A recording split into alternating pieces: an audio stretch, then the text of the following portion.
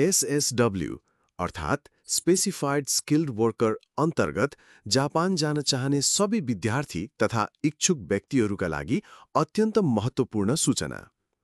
नेपाली राजदूतावास टोकियोबाट जारी सूचनाअनुसार अब एसएसडब्ल्यू कार्यक्रम अन्तर्गत माग पठाउँदा श्रम मन्त्रालयबाट अनुमति अथवा अथोराइजेसन पाउनका लागि विशेष प्रक्रिया र आवश्यक कागजातहरू अनिवार्य रूपमा दूतावासमा पेश गर्नुपर्नेछ।